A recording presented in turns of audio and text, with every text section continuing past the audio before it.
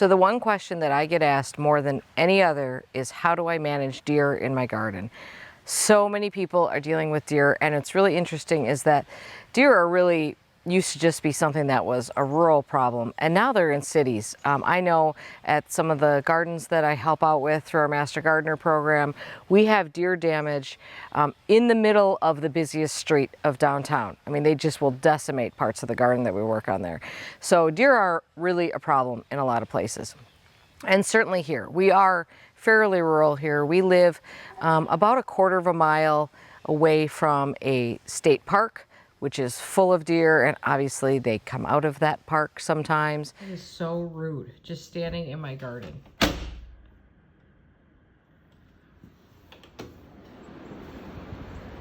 Excuse me, could you leave, please? Move along. Move along, please. Out. Away. I have a dog with me.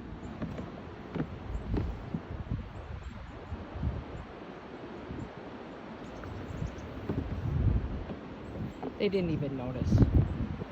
Keep going, please.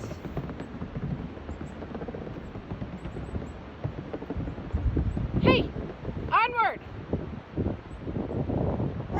Now, of course, I think we all know the different ways that you can manage deer, and I think the best way to deal with them is, of course, to exclude them, get them out of your garden. So a great way to do that is with a perimeter fence. I would suggest that you check out Margaret Roach at A Way to Garden. She has an 8-foot tall fence around the perimeter of her property. She's done it in a very nice way, which has some planting on the outside. You don't really see it. That would be perfect. I would love to have a situation like that. It's not something that's possible here. I actually don't think we could even do that according to our town zoning laws. Plus, we have some neighbors on either side of it who probably wouldn't want to see that. And I don't know how we deal with the driveway, so it's a whole thing. It's not an option for us. There are other ways you can do fencing for deer. You can do 2 4-foot fences that are a certain distance apart, like 4 feet apart, because deer can jump high, but they can't jump super wide. And you can do variations on that concept. But let's be honest, fences are expensive. A lot of us don't care to do that, can't do that. For whatever reason, a fence isn't going to work. So where I go to after that, and of course, I mean, I'm just going to throw this out there, planting deer-resistant plants is a great idea. The problem is deer-resistant plants are not reliably resistant from year to year and from place to place. So you have to be very careful when you start talking about deer-resistant plants to know that they're going to work with your deer, because I am fully in belief that deer vary from area to area, so you need to learn to know your local herd of deer, which is crazy. But after you get enough things eaten by deer, you will know what they like to eat. So for me, I use deer repellent. I swear by it. It's really the only way I can have anything going on in this garden. If I didn't, it would just be a really frustrating and frankly expensive mess to have all the time. So first of all, let me just get this right out there. I'm not being paid to talk about any of these products. These are just the things that work for me. As far as deer repellent goes, there are 3 that I like. I have tried many, many, many deer repellents. So I like Plant Skid and I like Bobex. Both of those are very good. Both of those, at least the Plant Skid, and I can't quite remember on the Bobex, is a blood-based type repellent, which means that A, your plants temporarily look like they have blood on them, and B, they don't smell great. The one that I have been using the past couple of years the most is something called Messina. It's Messina Deer Stopper. Actually, there is Deer Stopper and Deer Stopper 2. I prefer the Deer Stopper 2. I don't know what the difference is, except that in the Deer Stopper 2, I believe that they use clove and cinnamon oil because it smells like cloves and cinnamon, and I'm pretty sure this one uses mint and rosemary because it smells like mint and rosemary. I buy the concentrate. This is a gallon-sized concentrate, which will make 10 gallons. This costs about $100, maybe even a little bit more than that. I will put links to everything below. And there is a lot of theory out there that you should switch up your deer repellent. I'll be honest, I've used Deer Stopper 2. I sort of accidentally bought the Deer Stopper.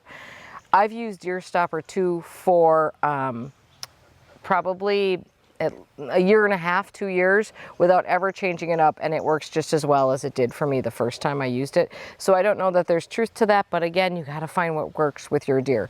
So this is the concentrate, and I mix it up in a pump sprayer. So you can make your own deer repellent, and I will put that recipe below. It needs to be applied with a watering can.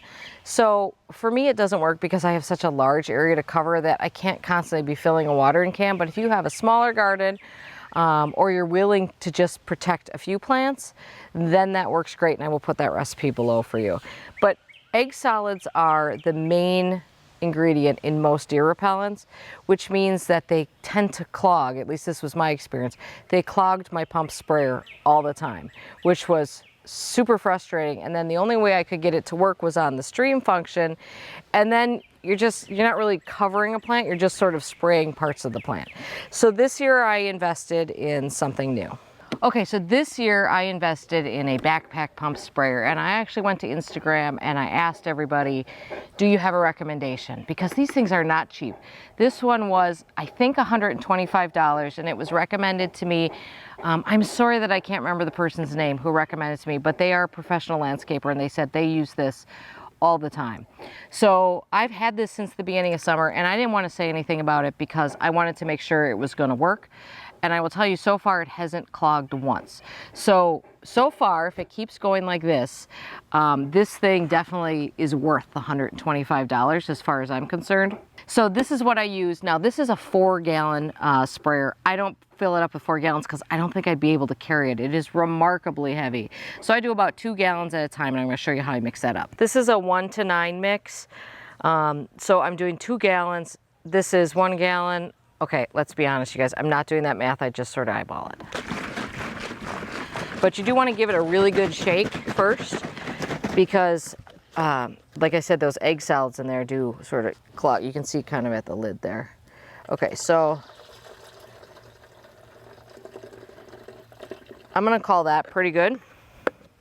Then this is not something you need to do, but something that I've started doing because I thought, why not? So since I'm already spraying my plants, I decided that why not add, if I can, as long as I'm spraying them, here's a little liquid seaweed, which is a really good foliar fertilizer for plants. So I thought, why not do that? I have no idea if this makes a difference, you guys. I literally don't know, but it doesn't hurt them. And it might be helping, and like I said, I'm already walking all over the garden spraying everything, so why not do it at the same time? So this stuff is actually really small. This is 2 milliliters per gallon, so I only need to put in 4 milliliters of this, and this whole bottle is 946 milliliters. So it is literally like the tiniest little splash in there. And then you just fill it up with water to the appropriate level.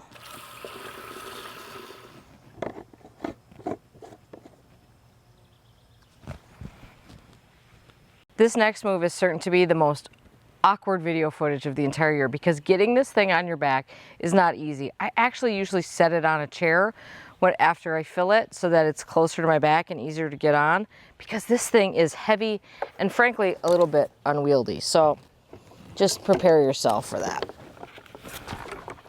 And then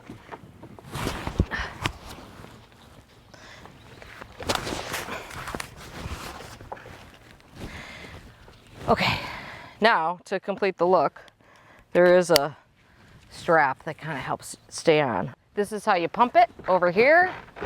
Okay, so this came with several tips, and I have a fan tip on here right now. So this, because I have that fan tip on there, will give it a nice, a nice even coat, which means I'm using more product. And I will tell you, since I switched to this sprayer, I'm using way more deer repellent. It's also working much, much better. So this is how you pump it up, which is better than the up and down one. And now let's go get some plants. Okay, so the reason I started this video over here was because one of the plants that I make sure to get all the time is the hydrangeas. And so I'm just getting the whole enchilada here. But this goes pretty far. And there, now that hydrangea is finished. Now here's my theory, you guys, on plants to hit. You know the plants that the deer are going to target. You know they're going to get your hostas. You know that they love lilies more than maybe, and at least in my garden, that is the plant that they will eat before they eat anything else. You know that sometimes they nibble on things like hydrangeas. They maybe don't love them, but they'll nibble on them. So I make sure to get a really thorough coating to those plants, as well as any plants that I just don't know about and I want to make really sure the deer don't get. But then I give the entire perimeter a spray, even if it's a deer resistant plant. I don't coat it. I just give it a little bit of a spray. So I'm going to get these, I've got Tough Stuff hydrangeas growing over here. But everything gets a coat of it, because my theory is that they won't even step into the garden if the entire garden smells bad. They're not even going to think about trying anything if it all smells pretty bad. Hey, so one of the things I forgot to mention is that you do have to mix the repellent. I find it easier to do that just when it's on your back and do like the little shimmy. Okay, so over here, obviously we have to get this hosta. We know that they're gonna go after the hosta, right? And back over here, I have an incredible hydrangea that I know they'll nibble on. I don't think they really like it, but they try it. And then here, this is an Aurelia silver umbrella. They will not touch this. I have never seen a deer go near an Aurelia. They might, you never know. But I just give that a little bit of spray just as part of my sort of perimeter theory. So I just keep track of it that way. The next question is, how often do you have to apply deer repellent? So check the back of the bottle. Obviously, that's pretty much the right place to start. But in my experience, so the Messina says every 30 days, but there's a big asterisk there. If you get a heavy rain, you gotta reapply. If you get what I consider to be sort of sustained rain, which is a little bit of rain over several days, it's time to reapply. Honestly, if you wanted to give your garden the best chance of not having any deer damage at all, once a week would be the amount of time to do it. I don't think it costs, I mean, it's not going to damage your plants in any way. Really, it's just time and money for the deer repellent that goes into that. So if you want to be extra careful, I would say once a week. I probably don't do that. I probably do it more like every 2 weeks, but I do pay attention to rain. That changes, however, depending on the time of year. In my experience, the deer are very hungry in early spring when there's not a lot of other things for them to eat. And then actually starting about 2 weeks ago, the fawns are out. And I find that young deer have zero taste buds. They don't know what they should be eating and what they shouldn't be eating. So they kind of try everything and they'll nip it off and they'll spit it out, which is maybe the most frustrating. And then also pay attention in fall and winter. Actually, a lot of deer damage happens in winter. Now, I don't think that spray will keep deer from rubbing on things. I think you have to have a physical barrier to keep them from rubbing on things. But I do use deer spray in winter on occasion for things like hydrangeas that bloom on old wood, because of course, if they bite off those flower buds, then they're gone and you won't have any flowers. So I try to, if I can't have a physical barrier, I do try to keep up on that. I will tell you, it's not particularly fun to trudge around in the winter spraying deer repellent on sticks. So I get it if you don't feel like doing it, but you probably should. So anyway, that answers the question that everybody asks all the time. How do I deal with deer? What deer products do I recommend? That's what I'm using right now. So I hope that helps you out a little bit. If you have a deer method that you swear by, I would say share it in the comments. I will say that I personally have tried probably every sort of folklore, old wives' tale type of deer repellent that is out there, including dog hair, maybe not human hair. I certainly have not tried human urine. But Irish spring soap, stuff like that, that works for like, I would say a week. And I will tell you the other thing that I used once, because I just thought of it, was that last year I used these sort of electrified sticks. They're about that tall. I'll put that, I cannot remember the name of them right now. I'll put it in the description. You put a couple of batteries in them. They have a little scent attractor. And what they do is they have tiny little wires and they attract the deer in, and then it gives them a really light shock. The shock, I would say, having been shocked by them, which is part of the problem with them, is similar to if you say stuck your tongue on a battery. Not that I've ever done that, But it's a mild shock. It's a scaring shock. It's not a harming shock. The problem with those is that you have to really draw them into your plants. And so if you don't change out those scent tubes often enough, then they are not effective. And also we had a lot of problems with the lawnmower hitting them. And so we lost they're not cheap, and we lost a whole bunch of them. So I went back to deer repellent, and that's what I'm using now. So do share if you've got a product you love or anything else to manage deer. Please share that in the comments, because you guys are a font of knowledge, and I love directing people there so that we can all learn from each other. I hope that helps you out. I hope you keep those deer out of your garden, and we'll see you soon.